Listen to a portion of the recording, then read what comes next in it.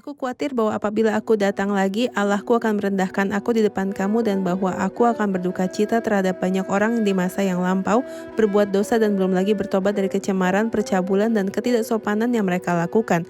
Bisakah dosa-dosa ini ada dalam orang-orang percaya? Saudara Ishak, dapatkah dosa-dosa ini ada di dalam orang-orang percaya? Sayangnya, saudara Ayat, ya. Dan dari hari awal-awal gereja dan ini dalam Jemaat Korintus dan kita akan melihat dalam pasal 13 ayat 2, ia berkata kepada mereka yang di masa yang lampau berbuat dosa dan kepada semua orang lain bahwa aku tidak akan menyayangkan mereka pada waktu aku datang lagi. Sayangnya juga dalam hari-hari di mana kita hidup ini, problem ini telah meningkat. Dan dengan merebaknya kerusakan moral di dunia dengan segala bentuknya, dan itu bisa terjadi dengan satu klik di telepon selular atau internet. Tanpa kekudusan tidak seorang pun akan melihat Tuhan. Sayangnya, ada sebuah kurang disiplinan yang besar oleh sebagian besar orang percaya. Dan ketika kita bertanya mengapa gereja lemah dalam kesaksiannya, mengapa pertemuan-pertemuan rohani tidak mempunyai kuasa, mengapa kita tidak dapat merasakan pengaruh firman Allah atas jiwa-jiwa sebagaimana seharusnya. Saya rasa kita perlu mengecek rasa malu yang tersembunyi. Kita perlu memeriksanya sendiri. Selama rehat, saya bicara dengan saudara Muin terkasih tentang alasan-alasan kelemahan. Dan kami berkata bahwa di antara alasan untuk kelemahan adalah status rohani yang mempengaruhi hal memberi. Kita telah berbicara tentang hal yang memberi beberapa saat yang lalu. Di manakah persembahan itu? Kita terus katakan rasio saat kita bicara tentang memberi dalam pasal 8 dan 9. Terkadang kita merasa gereja pada masa kini bahkan tidak mengumpulkan persepuluhan yang adalah minimum dari yang paling sedikit seseorang memberi dalam perjanjian lama. Apa masalahnya? Kita perlu kembali kepada Tuhan dan jika kesalehan ditemukan, dan jika kekudusan ditemukan, berkat-berkat dan sukacita ditemukan. Saya akan mengajukan pertanyaan antara dua tanda kutip karena mungkin terbersit dalam pikiran salah seorang pemirsa dan berkata, Anda berkata ini adalah orang-orang percaya dan mereka telah menerima kehidupan Allah.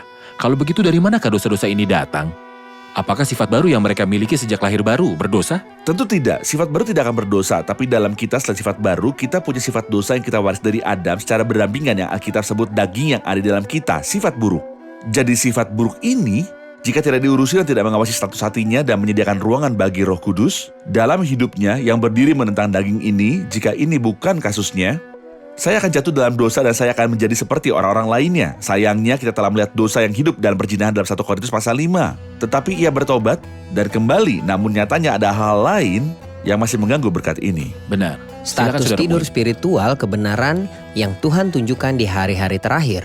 Itu memberi ruang bagi daging untuk memperlihatkan hal-hal ini. Sebuah daftar hitam dari 8 karakteristik. Kita perlu bertanya dan memeriksa diri kita sendiri. Apa yang terjadi dalam gereja-gereja serta rumah-rumah kita dan bahkan saat duduk bersama di luar gereja.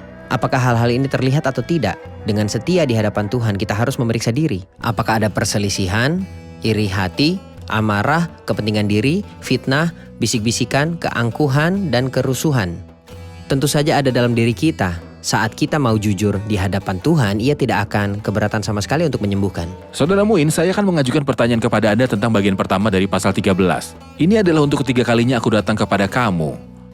Baru dengan keterangan 2 atau 3 orang saksi, suatu perkara sah kepada mereka yang di masa yang lampau berbuat dosa. Dan kepada semua orang lain telah kukatakan terlebih dahulu dan aku akan mengatakan sekali lagi, sekarang pada waktu aku berjauhan dengan kamu, tepat seperti pada waktu kedatanganku kedua kalinya, bahwa aku tidak akan menyayangkan mereka pada waktu aku datang lagi. Karena kamu ingin suatu bukti, bahwa Kristus berkata-kata dengan perantaran aku dan ia tidak lemah terhadap kamu, melainkan berkuasa di tengah-tengah kamu. Karena sekalipun ia telah disalibkan oleh karena kelemahan, namun ia hidup karena kuasa Allah. Memang kami adalah lemah di dalam dia, tetapi kami akan hidup bersama-sama dengan dia untuk kamu karena kuasa Allah. Apa maksud perkataan ini?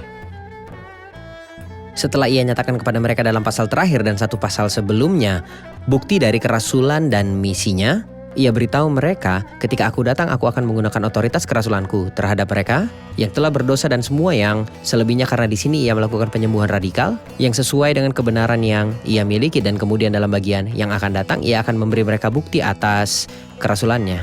Saudara Ishak, dalam ayat 5 saya banyak berhenti di sana, mungkin itu membutuhkan banyak penjelasan. Dia berkata, ujilah dirimu sendiri, apakah kamu tegak di dalam iman? Selidikilah dirimu, apakah kamu tidak yakin akan dirimu bahwa Kristus Yesus ada di dalam diri kamu? Sebab jika tidak demikian, kamu tidak tahan uji.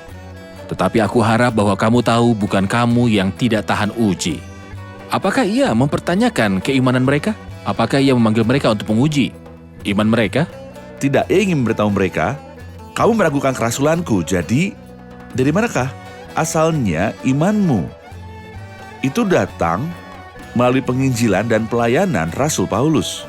Lalu karena kamu adalah orang-orang percaya, maka pelayanan dan misi kami serta kerasulanku benar dari Tuhan. Jadi ujilah dirimu sendiri. Apa kamu berada dalam iman? Itu tidak berarti bahwa ia meragukan mereka, meminta mereka untuk menang dirimu sendiri, apakah kamu orang percaya atau bukan. Namun dia ingin beritahu apakah kamu orang percaya? Maka aku seorang rasul dan pelayan Tuhan sejati.